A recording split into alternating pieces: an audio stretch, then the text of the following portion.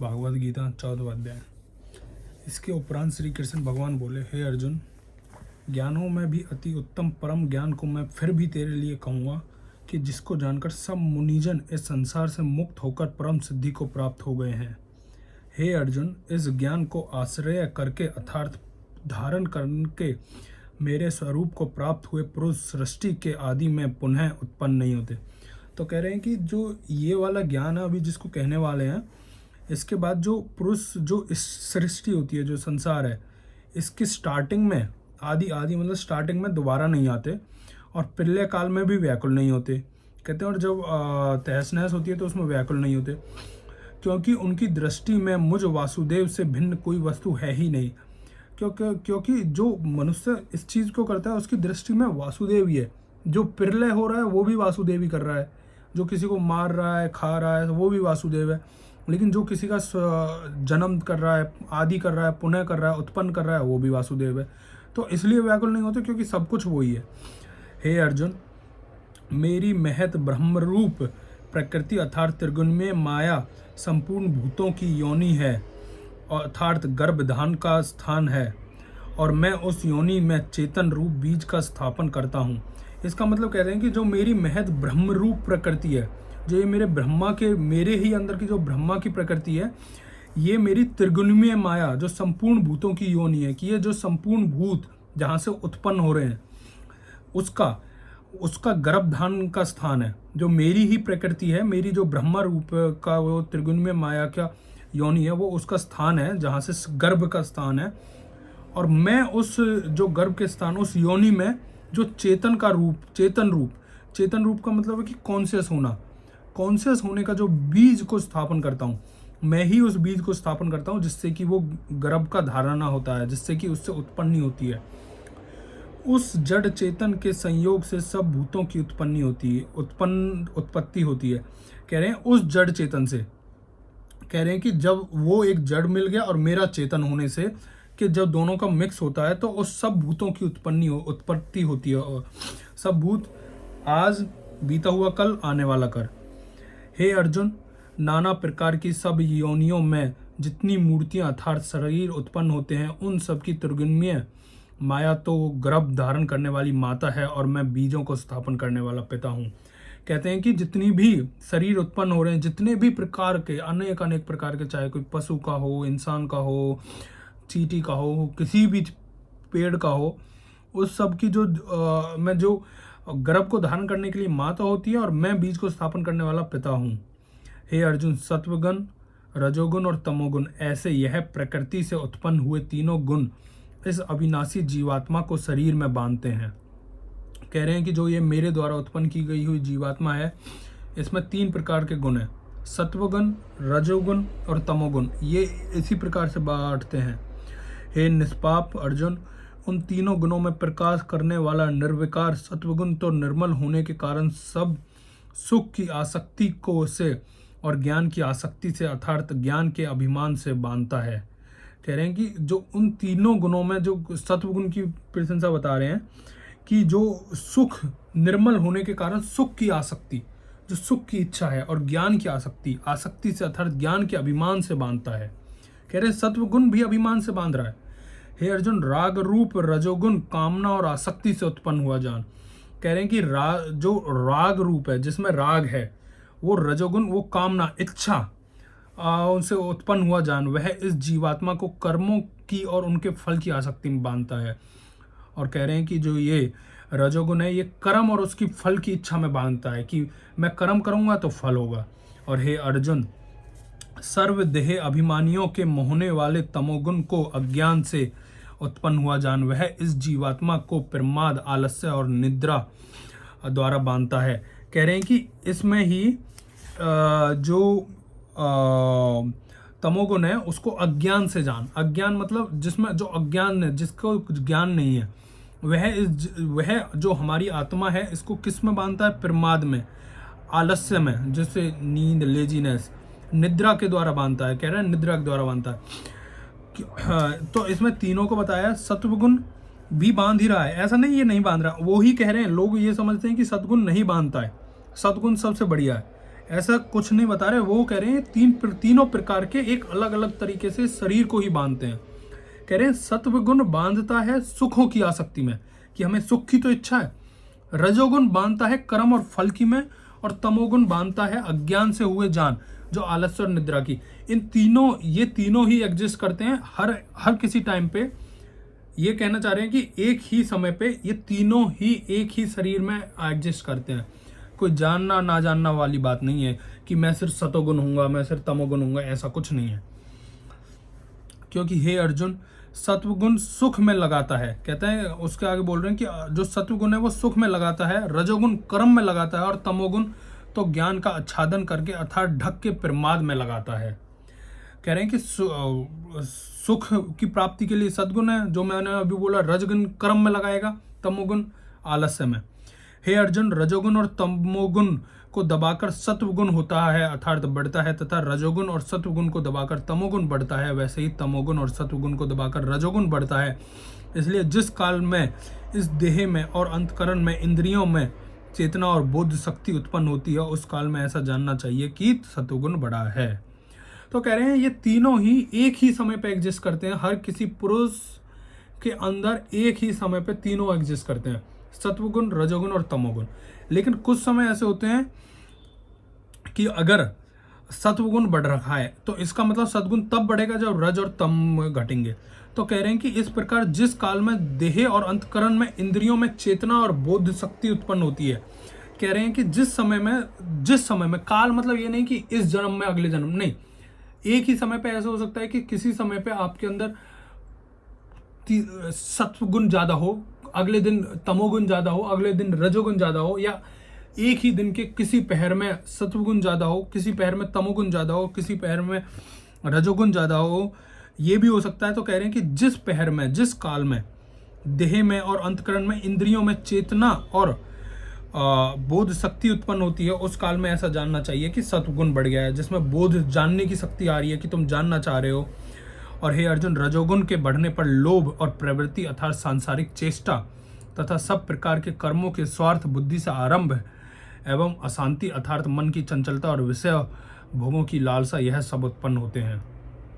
रजोगुण से कर्म फल की, वही कह रहे हैं, फल होगा तो तुम्हें स्वार्थ होएगा, लालसा आएगी, चंचलता आएगी, मन स्थिर नहीं रहेगा, वैसे लोगों को भोगने की लालसा होगी। तथा हे अर्जुन, तमोगुण के बढ़ने पर अंतकरण और इंद्रियों में आकाश, अप्रकाश एवं कर्तव्य कर्मों में अप्रवृत्ति और प्रमाद अर्थात व्यर्थ चेष्टा और निद्रा अंत कारणी मोहिन वृत्तियां, यह सभी उत्पन्न होती है। और कह रहे हैं तत्व गुण के बढ़ने पर इंद्रियों में कर्तव्य कर्मों में कर्तव्य नहीं करना मन करेगा, प्रकाश कम होगा, जानने की इच्छा कम होगी, सिर्फ आलस और निद्रा आएगी। हे अर्जुन, जब यह जीवात्मा सत्व गुण की वृद्धि में मृत्यु को प्राप्त होता है, तब तो उत्तम कर्म करने वाला मल रहित अर्थात दिव्य स्वर्ग आदि लोकों में प्राप्त होता है। और रजोगुण बढ़ने पर अर्थात जिस काल में रजोगुण बढ़ता है, उस काल में मृत्यु को प्राप्त होकर कर्मों की आसक्ति वाले मनुष्य में उत्पन्न होता है। और तमोगुण बढ़ने पर मरा हुआ पुरुष कीट, पशु आदि मूढ़ योनियों में उत्पन्न होता है। तो इसमें कह रहे हैं कि अगर तुम जब मर रहे हो, अगर तुम्हारा तुम्हारा जो जीव की आत्मा है, क्योंकि आत्मा तो निर्गुण है, आत्मा का कोई गुण तो है नहीं, लेकिन जो तुमने इस जीव में वो आत्मा डाली है, क्योंकि आत्मा जीव के अंदर है, और उस जीवात्मा के अंदर सत्वगुण की वृद्धि है तो तुम किसी लोक में जाओगे, रजगुण की वृद्धि है तो तुम किसी जिसमें मनुष्य हो तो मनुष्य में जाओगे, और तमोगुण के बढ़ने पर पुरुष, कीट, पशु आदि मूढ़ योनियों से उत्पन्न हो गए, ये बता रहे। लेकिन यहाँ पे ये बात भी ध्यान रखने वाली बात है कि जब स्वर्ग लोक का किसी ने देखा तो है नहीं स्वर्ग लोक क्या है, लेकिन जब स्वर्ग लोक का वर्णन कर रहे हैं तो कह रहे हैं मल रहित उत्तम करण, जहाँ पे कोई गंदगी नहीं है, दिव्य है, स्वर्ग आदि है। लेकिन जा तो तुम रहे हो वहां पे भी तो तुम्हारे कर्म खत्म होंगे। तो उस तरीके से तो ये भी देखना कि ये सत्व जो ये स्वर्ग है, इसकी जिस तरीके से एक्सप्लेन किया है, ये एक इमेजिनेशन को एक्सप्लेन कर रहे हैं कि ये हमारे एक सर्वोच्च यूटोपियन वर्ल्ड कि जहाँ पे कोई गंदगी नहीं है, कुछ नहीं है, सिर्फ तुम आनंद से रह रहे हो, वो ही आनंद की बात कर रहे हैं। लेकिन अगर तुमने पीछे का पढ़ा हो तो बताते हैं कि आनंद मिलने के लिए तुम्हें स्वर्ग जाने की जरूरत नहीं है। जहाँ पे हो वैसे ही रह जाओ, वो ही आनंद है। जैसे हो वैसे ही होना ही अपने आप में आनंद है। और उससे आगे बोलते हैं, क्योंकि सात्विक कर्म का तो सात्विक अर्थात सुख, ज्ञान और वैराग्य निर्मल फल कहा है, और राजस कर्म का फल दुख तथा तामस कर्म का फल अज्ञान कहा है। सत्वगुण ज्ञान से उत्पन्न होता है, रजोगुण निसंदेह लोभ से उत्पन्न होता है, तथा तमोगुण प्रमाद और मोह से उत्पन्न होता है, और अज्ञान भी होता है। कह रहे हैं सत्वगुण में ज्ञान है, रजोगुण में लोभ है, और तमोगुण में मोह अज्ञान है। इसलिए सत्वगुण में स्थित हुए पुरुष स्वर्ग आदि उच्च लोकों में जाते हैं, और रजोगुण स्थित राजस पुरुष मध्य में अर्थात मनुष्य लोक में रह जाते हैं, और तमोगुण क्रिया कार्य रूप निद्रा प्रमाद आलस्य आदि में स्थित हुए तामस पुरुष अधोगति के अर्थात कीट पशु आदि नीच योनियों को प्राप्त होते हैं। तो बोल रहे हैं कि सत्वगुण में लोक में जाएंगे, स्वर्ग में चले जाएंगे, रजोगुण में मनुष्य में ही आ जाएंगे, और तमोगुण में नीचे। लेकिन यहाँ पे ये बात समझने की जरूरत है, सत्वगुण में भी तुम लोक में जा रहे हो, तुम फ्री नहीं हो रहे हो। सत्वगुण में भी तुम अपने जो तुमने अच्छे कर्म करे हैं उनके बेसिस पे जा रहे हो, लेकिन तुम अभी फ्री नहीं हुए। हे अर्जुन, जिस काल में दृष्टा अर्थात समष्टि चेतन में एक ही भाव से स्थित हुआ साक्षी पुरुष तीनों गुणों के सिवा अन्य किसी को करता नहीं देखता है, अर्थात गुण ही गुणों में बढ़ता है ऐसे देखता है, और तीनों गुण अति परे सच्चिदानंदन घन स्वरूप पर मुझ परमात्मा को तत् से जानते हैं, उस काल में वह पुरुष मुझरे स्वरूप को प्राप्त होता है। तथा यह पुरुष स्थल इन स्थूल शरीर की उत्पत्ति के कारण तीनों गुणों के उल्लंघन करके जन्म मृत्यु वृद्धावस्था और सब प्रकार के दुखों से मुक्त होकर परमानंद को प्राप्त होता है। इस प्रकार भगवान के रहस्य के युक्त को वचनों को सुनकर अर्जुन ने पूछा कि हे पुरुषोत्तम, लेकिन इससे आगे जाने ये है सबसे इंपॉर्टेंट बात जो अभी कही है। कह रहे हैं कि ये जीवात्मा इन तीनों में तो है, लेकिन इन तीनों से भिन्न कैसे है, इन तीनों से कैसे निकलता है, कि वो जो परमानंद है वो किस प्रकार होता है, वो कौन सा है जिसमें वो इन सबको के पार चला जाता है, सत्वगुण तमोगुण और रजगुण इन तीनों के पार चला जाता है। वो कह रहे हैं कि जो एक ही भाव से स्थित हुआ साक्षी पुरुष तीनों गुणों के सिवा अन्य किसी को करता नहीं देखता, अर्थात गुण को गुणों में ही बरतता है। गुण को गुणों में ही बरतने का मतलब समझो कि ये जान लेना कि मैं कुछ हूं ही नहीं, ये तीन मेरे अंदर गुण हैं, ये तीनों गुण हैं मेरे अंदर, सत्वगुण तमोगुण रजोगुण गुण हैं, और ये गुण अपने आप में बरत रहे हैं। मैं कुछ नहीं कर रहा हूं, मैं सिर्फ इनको देख रहा हूं कि ये हैं जो हैं, ये अपने आप में चल रही हैं। इंद्रियां हैं, ये इंद्रियां अपना काम अपने हिसाब से कर रही हैं। जैसे कि अब नाक है, नाक अपने आप से सांस ले रही है छोड़ रही है, ले रही है छोड़ रही है। ये चीज जान लेना कि मैं सांस नहीं ले रहा हूं, ये नाक ही सांस ले रही है। या फिर ये चीज जान लेना मैं नहीं सुन रहा हूं, कान अपने आप सुन रहा है, बस एडेप्ट कर रहा है। तो हर चीज को ये जान लेना, ये समझना कि मैं हूं ही नहीं, ये सिर्फ मैं एक इंद्रियों से बना हूं, और इंद्रियां अपने आप में ही चल रही हैं। तो गुण ही गुणों में बरतने का मतलब है कि इंद्रियां ही इंद्रियों में बरत रही हैं, वो इंद्रियां हैं, इंद्रियां ही चल रही हैं, मेरा कुछ नहीं है। तो वो, और इसमें एक ही भाव से चेतन करता है, वो एक ही भाव है कि ये मेरा नहीं है, मेरा कभी कुछ था ही नहीं, है भी नहीं, ये भी नहीं, हाथ मेरे नहीं, पैर मेरे नहीं, आंख मेरी नहीं, नाक मेरी नहीं। नाक है, नाक का काम श्वास लेना है, वो श्वास ले रही है, ये गौण को गुण में बरतना। आंख है, आंख अगर खुली रहेंगी तो देखेंगी, आंखों मैं नहीं देख रहा, ये आंख की प्रवृत्ति ऐसी है कि वो अपने आप देख रही है। और इन तीनों में मुझ परमात्मा को तत् से जान जाता है, मुझ परमात्मा, और उस काल में वह पुरुष मेरे स्वरूप को प्राप्त होता है। कहता है कि जब वो ये सब जान जाता है उसी समय में वो मेरे को प्राप्त हो जाता है। और यह पुरुष इस स्थूल में क्या कह रहे हैं, जिसमें स्थूल शरीर कौन सा है, ये जो मेरा शरीर है, तुम्हारा शरीर है, बुद्धि अहंकार मन पंच ज्ञानेंद्रियां पांच भूत पांच इंद्रियों के विषय, इस प्रकार इन तत्वों को पिंड रूप यह स्थूल स्वरूप प्रकृति से उत्पन्न होने वाला गुणों का ही कार्य है, इसलिए इन तीनों गुणों की इसकी उत्पत्ति का कारण कहा है। कह रहे हैं कि ये जो स्थूल स्वरूप है, जो ये नष्ट, स्थूल का मतलब है नष्ट होने वाला शरीर है, यह बुद्धि अहंकार मन और पांच ज्ञानेंद्रिय और पांच कर्मेंद्रिय और इन सब में पांच भूत और पांच इंद्रियां, इन सब में ही लग रखा है। ये जानना चाहिए, ये मैं कुछ नहीं कर रहा हूँ, ये शरीर इस तरीके से डिजाइंड है कि ये अपने आप में लगा हुआ है और ये अपने आप में गुण गुण ही गुण में बरत रहे हैं, इंद्रियां ही इंद्रियों में बरत रहे हैं। तो इससे तीनों गुण, सत्वगुण, तमोगुण और रजगुण, इसकी उत्पत्ति हो रही है और उसकी उत्पत्ति इसकी उत्पत्ति से वो आगे चल रहा है, यही बस हो रहा है। और वो कह रहे हैं कि अगर किसी ये चीज जान लेता है तो ये तीनों गुणों को उल्लंघन कर जाता है, इन तीनों गुणों से पार हो जाता है, जन्म, मृत्यु और वृद्धावस्था और सब प्रकार दुखों से मुक्त हुआ परमानंद को प्राप्त होता है। तो अर्जुन ने पूछा, इन तीनों गुणों से अतीत हुआ पुरुष किन किन लक्षणों से युक्त होता है और किस प्रकार आचरणों वाला होता है प्रभु? मनुष्य किस उपायों से इन तीनों गुणों से अतीत होता है? तो कह रहे हैं कि अर्जुन पूछ रहा है कि वो कौन सा पुरुष है जो इन तीनों गुणों से अतीत हो गया है, इन तीनों गुणों से परे चला गया है, उसके लक्षण क्या हैं, उसका आचरण क्या है? तो कृष्ण जी बोलते हैं कि अर्जुन के पूछने पर कृष्ण भगवान बोले, हे अर्जुन, जो पुरुष सत्वगुण कार्य रूप प्रकाश को और रजोगुण कार्य रूप प्रवृत्ति को और तमोगुण कार्य रूप मोह को भी न तो प्रवृत्त होने पर बुरा समझता है न निवृत्त होने पर उनकी आकांक्षा करता है, तथा जो साक्षी के सदस्य स्थित हुआ गुणों के द्वारा विचलित नहीं किया जा सकता और गुण ही गुणों में बरतता है, ऐसा समझता हुआ सच्चिदानंदन परमात्मा एक ही भाव से स्थित हुआ उस स्थिति से चलायमान नहीं होता।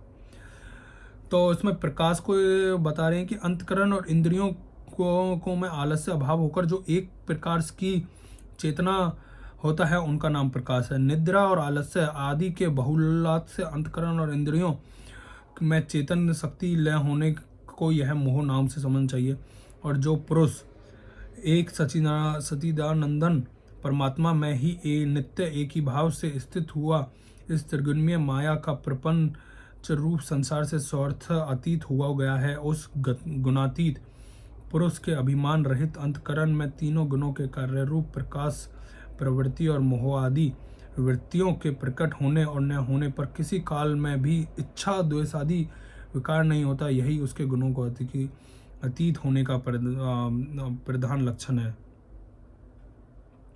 तो इसको समझना चाहिए। कह रहे हैं कि जब उसने अर्जुन ने पूछा कि वो क्या है, तो वो कह रहे हैं कि जो पुरुष जो ये सत्वगुण का जो कार्य रूप है, इससे जो सत्वगुण का भी जैसे बोला सद्गुण अच्छा है, प्रकाश दे रहा है, रजोगुण प्रवृत्ति दे रहा है कि इसी में लगा रहा है, संसार में लगा रहा है, तमोगुण मोह प्राप्त कर रहा है, लालसा प्राप्त कर रहा है, लालच प्राप्त कर रहा है, मैं भी न प्रवृत्त होने पर बुरा समझता है। कह रहा है कि अगर मान ले कि तू सत्वगुण का काम कर रहा है और तू ये समझ रहा है कि ये बहुत अच्छा है तो ठीक है, लेकिन वो जो इसको भी सत्वगुण को ये ना समझे कि ये अच्छा है और जो तमोगुण से प्राप्त हो रहा है उसको ये ना समझे कि बुरा है। क्यों? जो आदमी ये चीज जान लेता है कि जो सत्वगुण से प्राप्त हो रहा है वो अच्छा है लेकिन अच्छा नहीं है, और जो तमोगुण से प्राप्त हो रहा है वो बुरा है लेकिन बुरा नहीं है, इसका ये द्वंद्व आ रहा है यहाँ पे। इसका मतलब ये है कि जिसमें भेद नहीं कर रहा है, जो सत्वगुण से प्राप्त हो रहा है तो उसको तो उसमें भी भेद नहीं कर रहा है, तमोगुण से प्राप्त होने भेद नहीं कर रहा है। वो कह रहा है कि जो है वो है, ये तमोगुण का प्राप्त होना भी गुण ही गुण में है, सत्वगुण का प्राप्त होना ही गुण में है, इनमें कोई भेद है ही नहीं, इनमें कोई अंतर है ही नहीं, तीनों एक हैं, तीनों समान है, कोई अंतर है ही नहीं, सब ये गुण है, गुण में व्रत रहे हैं। अब तुम कहने लगो इसका मतलब जैसे मैंने तुम्हें नाक का एग्जांपल दिया श्वास लेने का, तो सांस तो लेगा ही लेगा, लेकिन अब ये कहने लगे कि मैं सांस अच्छी ले रहा हूँ, सांस बुरी ले रहा है, जो हो रहा है बस हो रहा है, उसी में खुश हो जाना, जो जहां पे जैसे है वैसे ही है, बस ये जो ऐसे समझ के और मेरा चिंतन करता है एक ही भाव से, एक ही भाव है कि जो हो रहा है ना स्थिति ये चलायमान है, ये कुछ चल ही नहीं रहा है, ये सब स्थिर है। जब स्थिर हो जाता है वो ही है, वो ही पुरुष है जो उसको प्राप्त होता है।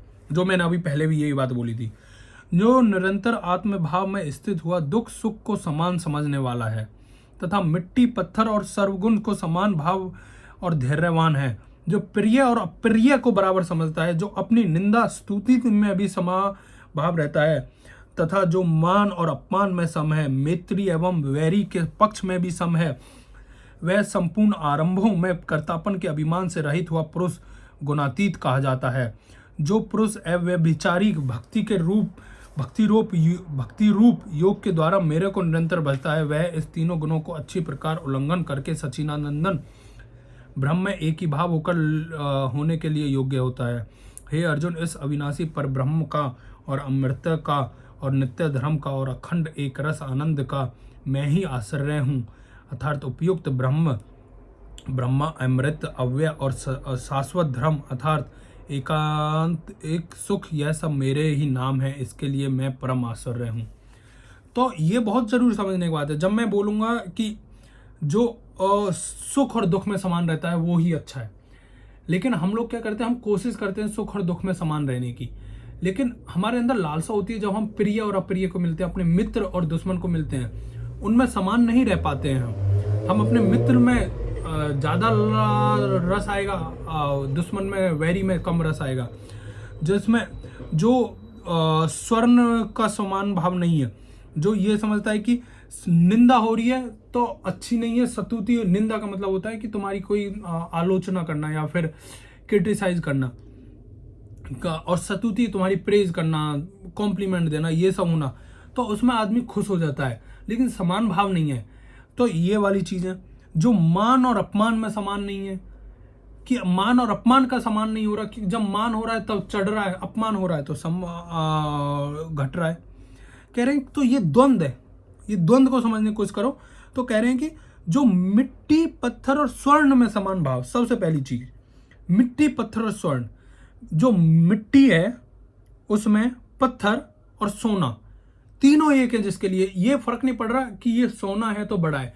क्यों? क्योंकि बड़ी बात ये समझने की है, पूरे में ये कह रहे हैं, ये ही समझना ये गुण है, सोना होना एक गुण है, और ये समझना कि सोने का गुण अपना गुण ही गुण में है, वो अपने गुण के हिसाब से काम कर रहा है। पत्थर भी गुण है, कह रहा है कि ये मैंने ही क्रिएट किया, ये मिट्टी भी तो मैंने ही बनाई है, तो मिट्टी सोना और ये सब मैंने ही बनाया है, और इन सब की इतनी ही बनाया है जितनी आवश्यकता है।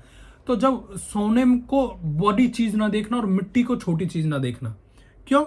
क्योंकि अगर तुम सोने को बहुत बड़ी चीज देखोगे तो ये तुम सोने को बहुत ज्यादा इज्जत दोगे और मिट्टी को कम दोगे, लेकिन तीनों ही तो उसने बनाया है, पत्थर भी उसने बनाया है, सब समान है। सुख और दुख, कह रहे हैं कि दुख भी हो रहा है तो हो ही रहा है, मान लेना कि दुख है तो है, सुख है तो है, उसमें खुश ना होना, दुख में दुखी ना होना। प्रिय और अप्रिय, कह रहे हैं कोई जो जान से ज्यादा प्रिय है, जैसे अपने फैमिली वाले हो गए, अप्रिय जो कतई नहीं पसंद है, उनमें समान भाव रहना। कोई किसी की आपका मान कर रहा है, कोई किसी का अपमान कर रहा है, तब भी सेम रहना। कोई कलेश कर रहा है, कोई नहीं कर रहा, उसमें सेम रहना। जैसे आपका एग्जांपल देता हूँ, मान लो कि कोई मनुष्य बहुत अच्छे काम कर रहा है और उसको तुम बहुत अच्छा समझने लगे, कोई जो बहुत गंदे काम कर रहा है, मारना कूटना लड़ाई दारू पीना ये सब कर रहा है, उसको बहुत गंदा समझने लगे, तो ये तुमने अलग अलग कर दिए। लेकिन जो स्थित प्रज्ञ पुरुष है, जो स्थित प्रज्ञ पुरुष है, जो पहले बताया था पहले चैप्टरों में, स्थित प्रज्ञ का मतलब है जो स्थिर है, उसके लिए दोनों ही समान है, कोई अंतर ही नहीं है, सब एक है। क्यों? दोनों उसके लिए दोनों ही प्रभु के रूप हैं, दोनों ही उसके रूप हैं। तो कह रहा है कि जो पुरुष अव्यभिचार और भक्ति पुरुष योग मेरे को निरंतर वो करता है, कह रहे हैं उन पुरुषों में जो अव्यभिचारी होता है, जो सिर्फ कोई कहीं इधर उधर नहीं भटक रहा, ये नहीं कर रहा, वो नहीं कर रहा, सिर्फ भक्ति रूप योग के द्वारा मेरे को ही निरंतर भजता है, मेरे में ही है, वह उस सब से उल्लंघन कर जाता है, उस सब से परे हो जाता है। और उसके बाद बोल रहे हैं कि हे अर्जुन, उस अविनाशी पर ब्रह्म का, अमृत का और नित्य धर्म का, अखंड एकाग्र आनंद का मैं ही आश्चर्य हूँ, मैं ही हूँ जो हूँ, मैं ही ब्रह्मा हूँ, मैं ही अमृत हूँ, मैं ही अव्यय हूँ, मैं ही शाश्वत धर्म हूँ, मैं ही एकांत हूँ, मैं ही सुख हूँ, यह सब मेरे ही नाम है, इसलिए मेरे को इनका मैं परम आश्चर्य हूँ। इति श्रीमद् भगवत गीता रूपी उपनिषद एवं ब्रह्म विद्या तथा योग शास्त्र विषयक श्री कृष्ण तथा और अर्जुन संवाद गुण त्रय विभाग योग नामक 14वां अध्याय समाप्तम। बोले कि अभी हम करेंगे 15वां अध्याय, अगली बार पढ़ेंगे, कल पढ़ने की कोशिश करते हैं 15वां अध्याय। आज हम करेंगे अब योग, प्रभु में ध्यान।